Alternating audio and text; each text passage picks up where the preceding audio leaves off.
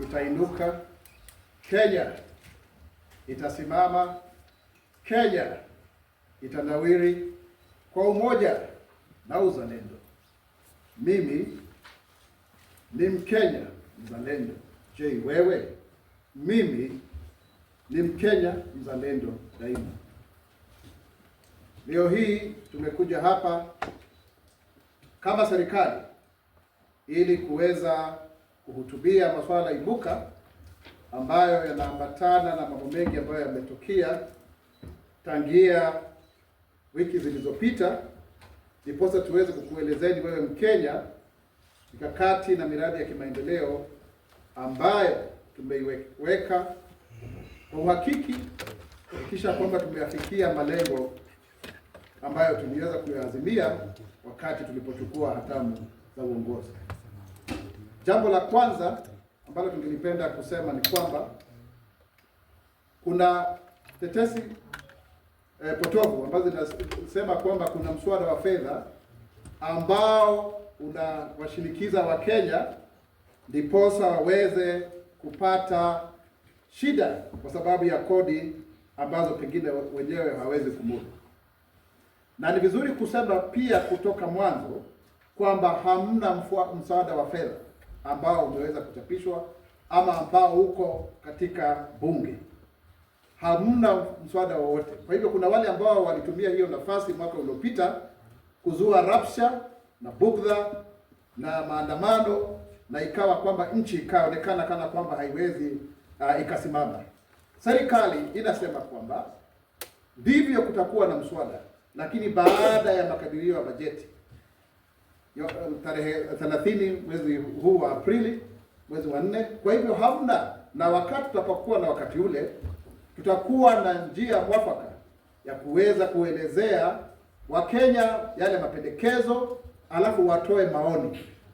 Mtizamo wetu kama serikali ni kwamba hatutakuwa tukiangazia sana kuongeza kodi, bali ni kuweka mikakati ya kuhakikisha kwamba wale ambao hawalipi kodi wameweza kulipa, ndiposa tusiweze kuongeza marupurupu mengine, na pia kuhakikisha kwamba tumeweza kuwasaidia wale ambao wako katika kipato cha chini kuweza kufaidika. Kwa hivyo kuna propaganda nyingi ambazo zimeendelea hapo, na ni vizuri zaidi kusema kwamba jambo hilo lipo vile. Jambo lingine la pili ambalo tungeweza kuelezea, kama vile ambavyo tumetoa msimamo, tunasikitika kwamba kwa njia moja ama ile nyingine kuna wale polisi pengine walitupia tear gas ama vile ambavyo limetendeka kwa watoto na wanahabari.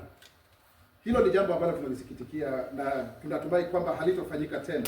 Lakini ukweli wa mambo, swala zima la kule Butere liliingizwa kisiasa, na aliyekuwa katibu mkuu wa chama cha UDA ndio tunajua kwamba yeye anaweza, ni mwanamitindo, ni mwanamichezo na kadhalika, ameweza kutengeneza michezo mingi ya kuigiza. Lakini ukweli wa mambo ni kwamba aliingiza siasa kwa sababu ya tofauti zake na serikali na chama tawala na vile ambavyo aliondoka katika wadhifa ule. Kwa hivyo kuanza kusema kwamba ati kwamba ni serikali, la hasha, ni kutumia watoto vibaya, na hilo ni jambo ambalo tunasisitizia kama serikali kwamba ndivyo kutakuwa na michezo ya kuigiza, lakini isitumike kwa sababu kama Mwaura ana tofauti na mtu mwingine, basi inatumika kusema kwa sasa ndio wakati wangu wa kuweza kujilipizia ama kuonyesha ubabe na umaarufu wa mtu binafsi. Jambo lingine ambalo tungependa kusema kwamba kumekuwa na hii mambo ya kusema kwamba mambo ya fedha ambazo sijui na kadhalika, mambo hii ya ETA, mambo ya visa. Ukweli wa mambo ni kwamba serikali ilikuwa inafanya ile inaitwa piloting na ile kampuni ambayo ni Provisory Border Security, na tukafanya hivyo na tukaona kwamba wale watu walikuwa wanasaidia kuhakikisha kwamba wanaangalia nani ambaye anatoka katika nchi za kigeni, ni raia wa aina gani, anafanya namna gani. Lakini kwa sasa hivi sisi kama serikali, fedha zote ambazo zinaweza zinaweza kusanywa kupitia ule mtandao wa e-Citizen, mfumo wa e-Citizen, Kwa hivyo hamna fedha zote ambazo sasa hivi tunaweza kusema lile ama lile lingine. Ilikuwa ni wakati wa kufanya hiyo piloting na wakati huo umeweza kumalizika. Jambo lingine ambalo pia tungependa kusisitizia zaidi kwa sababu tunaona wapinzani wetu wanajaribu kuleta siasa katika ile ripoti ya Meja Jenerali Ogolla, ni kusema kwamba sisi, hilo ni swala ambalo ni la muhimu zaidi, ni swala ambalo ni la siri ambalo linafaa kushughulikiwa na asasi ambazo zinahusika na mambo ya kiusalama, na kwa hivyo tusiingize siasa kwa masuala kama hayo, kama vile ambavyo tunaona wapinzani wetu wakijaribu eti kwa sababu ya hii na kadhalika. Kama kulikuwa na dosari kidogo pengine ya nyakati, hiyo ni kawaida. Hata mimi arifa yangu pengine nikiangalia inaweza kuwa na tofauti kidogo pengine kwa sababu ya vile ambavyo iliweza kuchapishwa, lakini serikali iko katika mstari wa mbele kuhakikisha kwamba imeweza kutimiza malengo yake yote, na ndiposa unapoangalia vile ambavyo tulipoingia katika mchakato huu wote wa pesa mfukoni, sasa hivi tunavyozungumza, ni kweli kusema kwamba kuna aina ya mimea ambayo imeweza sasa kuzalishwa vizuri, na Wakenya wanafaidika sana katika vile ambavyo wanapata pesa mfukoni. Kwa mfano ukiangalia macadamia sasa hivi imeweza kuongezeka kutoka shilingi 24 mpaka shilingi 100 kwa kilo.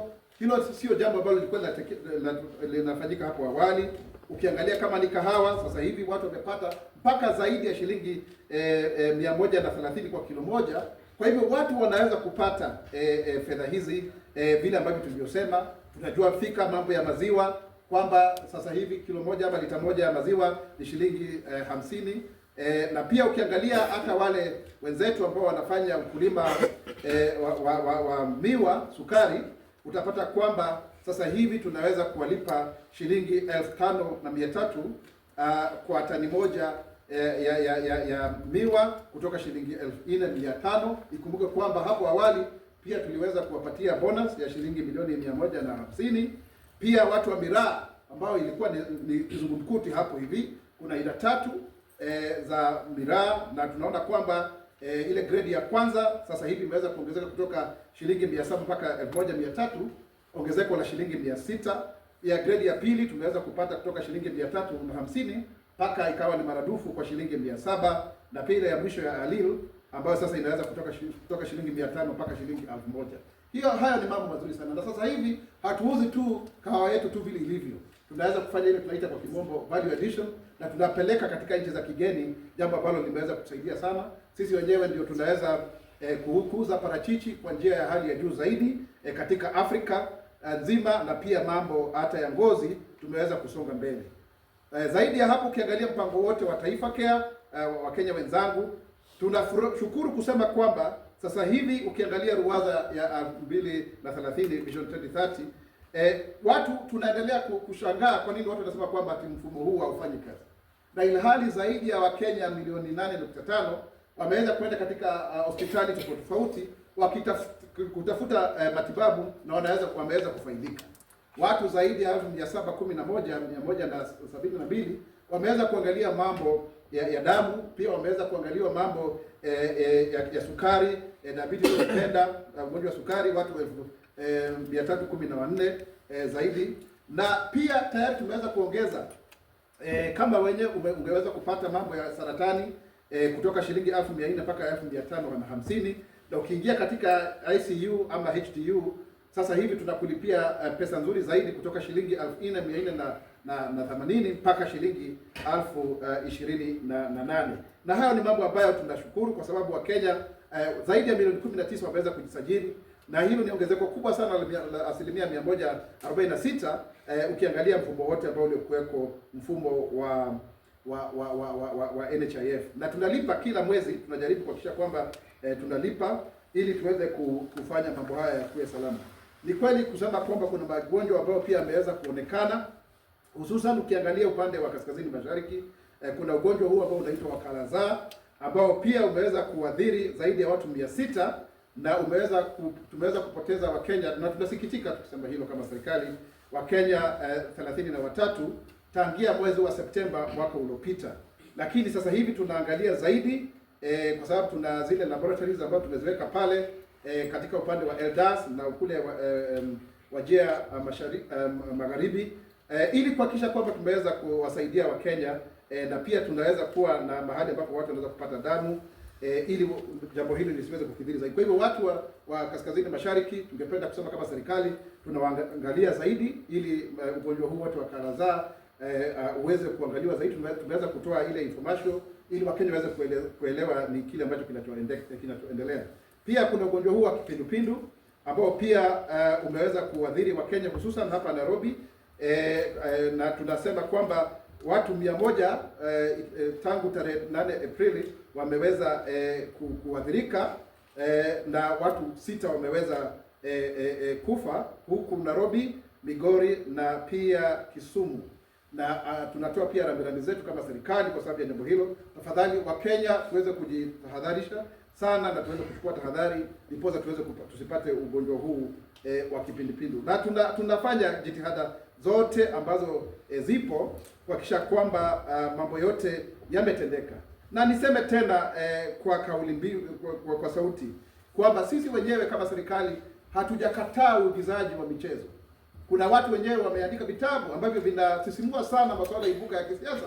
Hilo sio jambo ambalo sisi wenyewe kama serikali ambalo tunaweza kusema kwamba tuna shida nalo. Lakini tukianza kuona kwamba wadadisi ama wadau ama watu ambao ni wanasiasa ambao wanaingia katika ulingo ule, tunaona hilo jambo sio zuri zaidi, na lazima tuseme kwa sauti kubwa kwamba tunaweza kulikemea.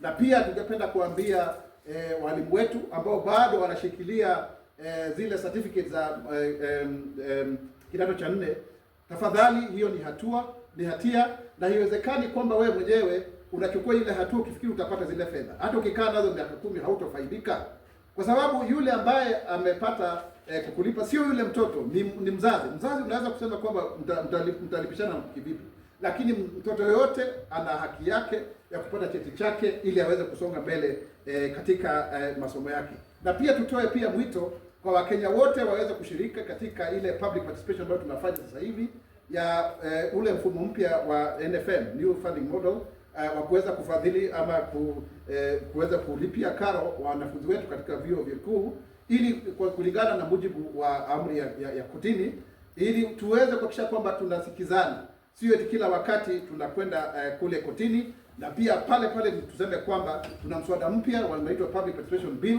ambao umetoka katika mwanasheria mkuu wa serikali Dr. Sodwar, ambao pia tunafaa Wakenya tuweze kupata vizuri.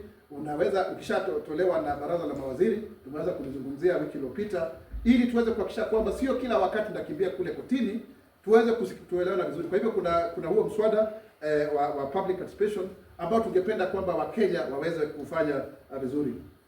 Pia tuna mswada mwingine ambao unahusisha hawa wazee wetu wa vijiji ambao pia wao wenyewe tungependa wawe wako chini ya ngao ni National Government Administration Officers, kwamba waweze kusaidia pale vijijini, na ili waweze kulipa pia marupurupu yao kidogo hivi. Pia Wakenya waweze kutoa mwito na maoni yao, ili tuweze kuhakikisha kwamba tumeweza kuyajumuisha wakati tunaweza kupasisha ile sera na ule mswada. Ni kweli kwamba sasa hivi kuna Wakenya wetu akina mama ambao wameweza kufa ama wameweza kuuawa. Katika miezi iliyopita zaidi ya kina mama 100 wameweza kupoteza maisha yao, na hili sio jambo ambalo tunalisherekea. Tunasikia huzuni sana, tuna simanzi wakati tunakuja hapa kuwahadithia masuala kama hayo kama serikali. Na kwa hivyo wenzetu lile jopo kazi ambalo liweza kutengenezwa na kuanzishwa Januari mwaka huu limeweza kusonga mbele sana, hususan kuangalia sheria ambazo zinahusika ili tuweze kuhakikisha kwamba tumeweza kuwakamata wale ambao wanahusika, lakini pia tuwe na sera za kudumu ambazo zitaweza kuhakikisha kwamba mambo kama haya ama majanga kama haya hayawezi kuendelea. Kwa hivyo tu ni kutoa tu kauli mbiu kusema kwamba sisi kama serikali tunatoa rambirambi zetu kwa wale kina mama ambao wameweza kufa, ambao wameweza kuuawa kwa njia ya kinyama, ambao sio haki, kwamba jambo hili limeweza kutendeka kwa mambo kama hayo. Mambo mengi tu ambayo yameweza kuibuka ambayo tutaendelea kuyaangazia, lakini serikali iko kidete, iko imara kuhakikisha kwamba tunaweza kufikia malengo yetu ya Ruwaza mwaka 2023, na hususan katika ile manifesto yetu ya the better plan ambayo tunaendelea kuangazia zaidi. Ni vizuri kusema kwamba hivi karibuni tutakuwa tukipatiana nyumba 1088 hapa Nairobi. Mwaka huu, mwezi huu kabla hujakwisha, tutakuwa tukifanya jambo hilo kuonyesha kwamba tuna uhakika wa yale maneno ambayo sisi wenyewe tunayasema, na hususan hata wale ambao wanasema kuhusu mbolea, fertilizer ukipenda. Kulikuwa na tetezi kwamba hazitoshi, lakini tunaendelea kufanya kazi. Tayari tumeshapatiana magunia milioni 1, magunia mengine milioni 1.5 yako katika njiani, kuhakikisha kwamba kila Mkenya mkulima ameweza kufaidika kutokana na swala hili. Kuna wengine walikuwa wanasema kwamba ile fertilizer ya kutoka Urusi pengine ilikwenda kuuzwa. La hasha. Kile ambacho tumeweza kufanya sisi kama serikali ni kuweza kuijumuisha ili iweze kuiana na zile fertilizer nyingine, mbolea, na ikaweza kugawanywa kwa Wakenya. Kwa hivyo hakuna mahali ambapo mtu anafaa kusema kwamba ati ile mbolea sijui ilikwenda ikauzwa na kadhalika. Nafikiri wapinzani wetu hawachoki, wanakaa kila siku wakitengeneza propaganda ili kuharibia sifa nchi hii yetu ya Kenya. Na ningependa kuwarai vyombo vyetu vya habari, kwa sababu kuna vyombo vingine vya habari ukiviangalia zaidi magazetini, kila kukicha wanakuwa na zile headlines ambazo ni za kupiga serikali. Lakini niulize, unapopiga serikali wewe mwenyewe unaiharibia Kenya nchi sifa, na basi wawekezaji watakuja kufanya kazi. Lazima tuangalie ili Wakenya waweze kupata faida ya vile ambavyo tunajaribu kuinua uchumi wetu, kuhakikisha kwamba mambo yamekwenda salama, kuhakikisha kwamba kuna mandhari nzuri ya uwekezaji na ufanyabiashara. Nafikiri hilo ni jambo ambalo ningependa kusisitizia sana, kwa sababu lazima sisi wenyewe tuwe watu ambao ni wa taifa, tuwe watu ambao ni wazalendo, tuwe watu ambao wanaenzi sana kile ambacho sisi wenyewe tunajivunia kama Wakenya. Lakini sio eti kuangalia kwamba kwa sababu ya mirengo ya kisiasa, kwa sababu ya sintofahamu ambazo ipo katikati mwetu, tunaweza kuharibia sifa nchi yetu ili tuonekane kama pengine tuko katika upande fulani. Kenya itainuka, Kenya itasimama, Kenya itanawiri kwa umoja na uzalendo. Mimi ni Mkenya mzalendo. Je, wewe? Mimi ni Mkenya mzalendo daima. Ladies and gentlemen, we are here to address various issues that affect the government. And from the outset, we want to say that we are very committed to ensuring the safety of our children in society. And we do not want the issue of education to be politicized by political actors such as the former UDA Secretary General to settle political scores on account of saying that he is a thespian, is a playwright for many years. No, that is not acceptable. We know very well if it would have been any other person, that would not have been in question. But the person involved in this whole issue has had a fallout with the current administration. At some point, he was a senior official attending even cabinet, and he has used this opportunity to fight back the government using our children, and of course as a front. And that is playing drama, using drama to play drama. I mean, how do you do that? How do you front children and then claim that they are the ones who, are being attacked? It is regrettable, of course, that our police used tear gas against the journalists and also the children. That is regrettable. And as a government, we want to say that is not acceptable, and action shall be taken accordingly. However, it is important to set the record straight. That matter has been highly politicized, and of course, every other Tom, Dick, and Harry, they have jumped in, to mince political mileage out of it.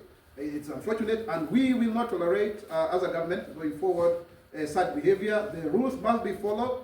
Teachers must ensure that they have the right people who train their children, in terms of competition, so that there is also fairness, and so that then we also do not end up using our children as a shield, or also as an opportunity to express ourselves politically for the sake of it. Let me now turn to the issue of finance bill and taxation. Contrary to misinformation circulating online, the 2025-2026 budget process is still underway. No finance bill 2025 has been proposed, drafted, or tabled in Parliament. As per established timelines, revenue-raising measures such as a finance bill only follow the release of the draft budget after April 30th. Kenyans will be fully engaged through public participation once the finance bill is officially submitted to Parliament. The government unequivocally states that there is no finance bill 2025 tabled anywhere yet, and such outrageous claims should be shunned. And we are calling upon the members of the press to help us so that we do not spread propaganda. Accordingly, Kenyans will have the opportunity to interrogate any revenue-raising measure through a thorough public participation only after the draft budget and finance bill have been released by the National Treasury and submitted to Parliament. The major intervention thus far is the budget policy statement. The BPS outlines the government's strategic priorities and ceilings to guide the national government, county governments, and independent constitutional institutions in preparation of the budget. So this is a BPS. It says how much money can you actually spend. On 30th of April, we'll have the various appropriations, the appropriations bill, as we know it, the budget. The 2025 budget policy statement is a third to be prepared by the Kenya Kwanza administration, and the government's fiscal policy year 2025-2026 and the medium term places special emphasis on fiscal consolidation and budget restructuring to reduce public debt vulnerabilities while providing fiscal spaces to deliver essential public goods and services, to boost revenues, and to emphasize on the fact that we need a combination of tax administration and tax policy measures and not an increase of taxes as alleged.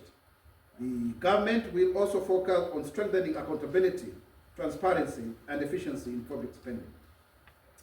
Let me now turn to the issue of guaranteed minimum returns. In the Kenya Kwanza bottom-up economic transformation agenda, the Better Plan, we made a solemn pledge to transform Kenya's agricultural sector into a powerful engine for economic growth, food security, and farmer prosperity through subsidizing productivity and value addition. As it promised, the government is implementing the guaranteed minimum returns to assure farmers of predictable incomes. This has significantly stabilized farmer earnings and reduced the vulnerability to market volatility, hence a true realization of our campaign slogan of Pesa Mfukoni. These tangible outcomes are as a result of prioritizing production instead of subsidizing consumption. For example, macadamia now is going for 100 shillings per kilo, making Kenya the leading global producer. And this is something we should be proud of, thanks to proper scheduling and a shift to production subsidies. Coffee, through the Coffee Cherry Fund and other policy measures, coffee farmers now earn an average of Kenya shillings 130 per kilo, up from Kenya shillings 50, with payouts sent directly via M-Pesa. On milk, the farm gate price for milk was raised from Kenya shillings 37 to 50 per litre, boosting dairy farmers' income significantly. When it comes to sugarcane, farmer earnings have actually risen from 4,500 to Kenya shillings 5,300 per metric ton, which is an increase of a whole 800 shillings, with some of the farmers actually receiving bonuses for the first time in a long time due to improved support for farmer production, including debt cancellation. When it comes to Miraa farmers have seen increase of all the three types of Miraas: grade 1 from 700 to 1,300, grade 2 from 350 to 700, and Alil grade from 500 to 1,000. On tea, the government has promoted local value addition to tea, enabling the export of processed tea and increasing returns to farmers. On avocado, Kenya becomes fast Africa's top exporter and producer of avocado, reflecting successful policy support and market access. And we are calling upon farmers to continuously take an opportunity to grow avocado because it is very, very important. The same case with leather. There is a renewed focus on tanneries like the one in Narok, which we visited the other day with my office. And the leather sector is expanding, creating value addition opportunities and strengthening local production. And in fact, we even bought shoes that are now locally produced. And we are very happy that they are actually of very high quality, especially the school-going shoes are very, very nice. And the various kinds of leather, including even from crocodile and other kind of skins. When it comes to Taifa Care, last year the government introduced SHA, Social Health Authority, now known as Taifa Care, which of course we are very happy to have Dr. Mercy Mwangagi as the new CEO. And this is according to our promise of universal health coverage for all Kenyans. This initiative is aligned with the Kenya's commitment to the UHC as and of course under Vision 2030, but also within the fourth medium-term plan, MTP4. And of course, it marks a transformative shift from curative, out-of-pocket healthcare to a publicly funded, solidarity-based model. And it is important to say that it is contributory also to 300 shillings every one of us and above. And so it's important for many of us to pay so that then more people can benefit. Taifa Care guarantees healthcare access for all Kenyans, regardless of income level or employment status. Every citizen is expected to register under the new program to benefit from its wide-reaching health services. Taifa Care covers outpatient and inpatient services, maternal and child health, emergency care, mental health services, very important because there are very many cases of mental health nowadays, and chronic and critical illnesses, such as cancer, diabetes, and hypertension. It aims at reducing out-of-pocket expenses that have often led to poverty due to high medical bills. Further, the national government and the Council of Governors had a bilateral health summit to review the progress of Taifa Care, 140 days since we commenced the rollout of the program on 1st of October 2024 to ensure seamless implementation. Over 19.7 million Kenyans are now registered under Taifa Care, up from 8 million under the defunct NHIF, translating to 146% increase. And with this also, over 8.5 million Kenyans have visited for, various hospitals for checkups. Out of these, 331,265 Kenyans were referred for diabetes treatment and 711,172 referred for hypertension checkups. Recently in a hospital, a single mother, Amina, held her son's hand tightly as she underwent cancer treatment, her heart heavily with worry, not just for his health, but also for the mounting bills. Then came the transformative news. The Social Health Authority has upgraded its system, ensuring hospital claims are processed by the 14th of each month, easing financial burden for countless families. Alongside this, SHA has boosted ICU and HDU daily rates from the current 4,480 shillings to Kenya shillings 28,000 per bed night, and raised oncology coverage from the current 400,000 to 550,000 per patient, offering Amina and many other Aminas like her a lifeline. The government is in the process of rolling out daily payments through M-Pesa to ensure that Kenyans who cannot afford to pay lump sum amounts of money do so at their own convenience. The government urges those who have not registered to do so in order to enjoy the full benefits of Taifa Care. It is regrettable that we have a disease outbreak in northern Kenya called Kala-Azar. Kala-Azar, also called visceral leishmaniasis, is a life-threatening disease caused by a parasite transmitted through the bite of infected sandflies. It may affect many people in arid and semi-arid counties, including Turkana, West Pokot, Baringo, Isiolo, Wajir, Marsabit, and Garissa. In Wajir County, the Kenya government has swiftly responded to the recent Kala-Azar outbreak, which has affected over 600 people and claimed 33 lives since September 2024. We send our most sincere and perfect condolences to the departed. The Ministry of Health is closely working together with the Wajir County government and has deployed 3 mobile laboratories in Eldas and Wajir West, enabling rapid testing for those unable to reach hospitals.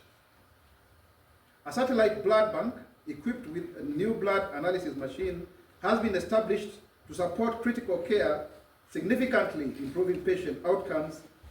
And because of these efforts, therefore, recoveries now surpass new infections. This is very important, with hospitals discharging more patients than they admit. The government, through the Ministry of Health, continues to bolster resources and coordination to contain the spread, urging communities to seek early testing and treatment to prevent further loss. On cholera, the government acknowledges the recent rise in reported cases of cholera, a waterborne disease that poses a serious public health risk. In Nairobi's Kibera settlements, 12-year-old Mercy narrowly escaped tragedy when a sudden onset of watery diarrhea signaled cholera's break. Thanks to rapid intervention at a local health facility, she has recovered fully, a testament to the government's ongoing efforts to combat these and other diseases. As of 8th of April 2025, Accumulative 100 cases and 6 deaths across Nairobi, Migori, and Kisumu counties have been reported. Once again, we send our most sincere condolences to the 6 who have lost their lives. The government has initiated a multi-sectoral rapid response team to curb the outbreak. Surveillance has been intensified in all sub-counties and border areas, with isolated facilities fully equipped with treatment guidelines, healthcare workers, and medical supplies. The government has distributed critical resources, including medicines, lab kits for testing, and protective gear to frontline responders. Public sensitization campaigns is in full swing, leveraging on local radio public forums and door-to-door outreach to promote hygiene, water treatment, chemicals, soap, and hand washing stations across so that they can be deployed effectively and so that people can use them. And we urge the media to actually help us in this. The government, in collaboration with various partners, is working diligently to address the cholera outbreak in the country and urges the public to remain vigilant, adhere to health guidelines, and report any symptoms promptly to healthcare authorities.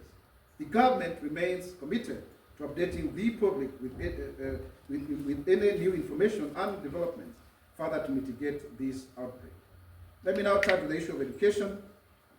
The government has taken note of recent developments in the education sector, particularly the regrettable incident involving Butere Girls High School students during the ongoing Kenya National Drama and Film Festival, the unlawful withholding of national examination certificates by certain school principals, and the progress on reforms of the university funding model. With regards to the Butere Girls High School play, Echoes of War, the government is fully seized of the matter and considers it serious enough to warrant a comprehensive review of the circumstances that led to the disruption. The government remains committed to nurturing artistic talent and freedom of expression, encouraging youth to express themselves and to participate in creative expression as outlined in the digital superhighways and creative economy pillar of the Better Plan. However, such creativity, especially in school environments, must be done within the parameters of clearly defined rules and regulations.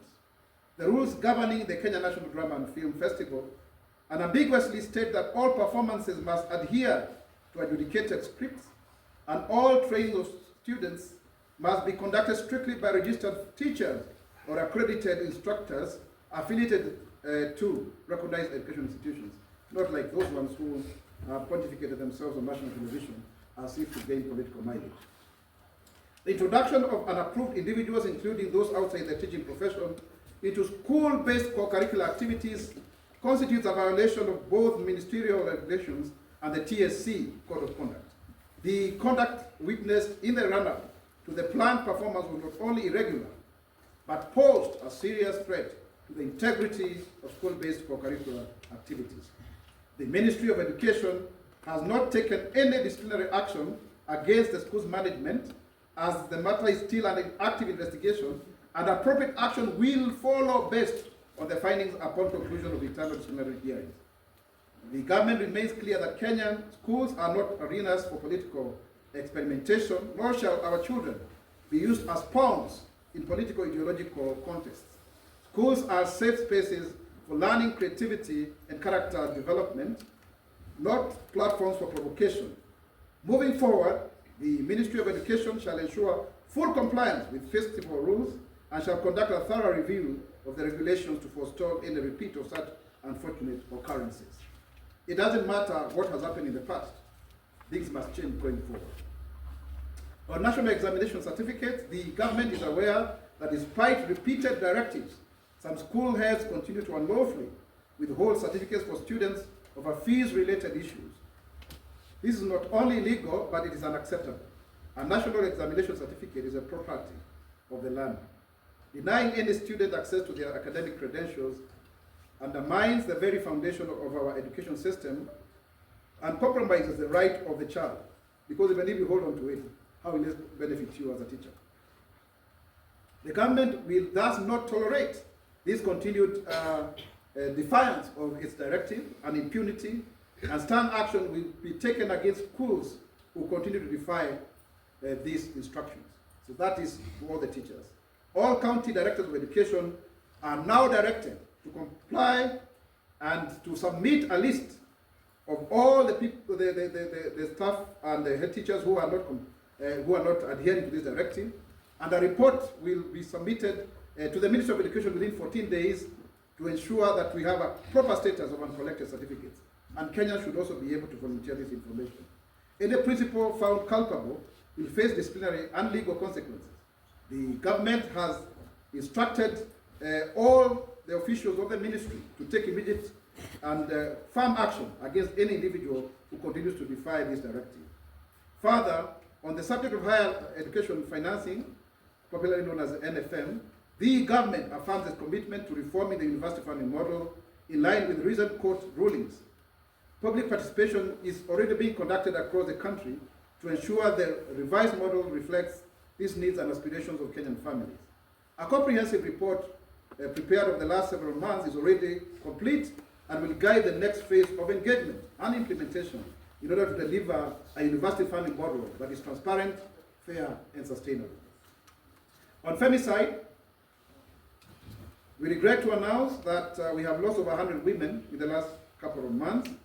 In a quiet Nairobi suburb, 24-year-old Esther's life was tragically cut short last month. This is a clear case of femicide, and it really shows what we have been going through for the last 1 year or so. Her story is etched in the hearts of a grieving nation and fuels our country's resolve to end femicide and gender-based violence.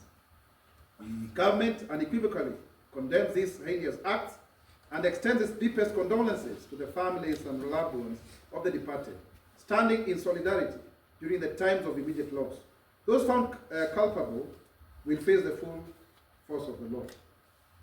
The Technical Working Group on GBV and Femicide was formed in January 2025 to develop a robust framework within 90 days to eradicate these crimes. The group is reviewing key laws including Sexual Offences Act 2006, popularly known as the Joking Bill, and the Protection Against Domestic Violence Act 2015, and has engaged over 30 organizations with public forums planned across all the 47 counties in 2 weeks to ensure every Kenyan voice is heard. Several multi-agency teams coordinated by State Department for Gender and Affirmative Action are responding swiftly to condemn femicide incidents, support affected families, and collaborate with security agencies to ensure swift arrest and prosecutions. The revised National Policy on Prevention and Response to GBV 2025 awaits Cabinet approval to bolster systemic responses. It's already been presented to the Cabinet Committee waiting for the final approval. And Kenya has also signed the African Union Convention on the Elimination of Violence Against Women and Girls in February 2025, underscoring our global commitment towards ending femicide and to build a nation where women and girls thrive without fear, backed by justice and compassion. The government remains firmly committed to transparency, accountability, and well-being of every Kenyan, from safeguarding our economy through sound fiscal policies, empowering our farmers, and ensuring accessible healthcare, to upholding the rule of law and protecting the dignity of the people of Kenya. As we move forward, we call upon all citizens to remain engaged, discerning, and united in collective pursuit for a just, prosperous, and resilient Kenya. Kenya itainuka, Kenya itasimama, Kenya itanawiri kwa umoja na uzalendo. Mimi ni Mkenya mzalendo. Je, wewe? Mimi ni Mkenya mzalendo. There you have it, ladies and gentlemen, members of the fourth estate. As usual,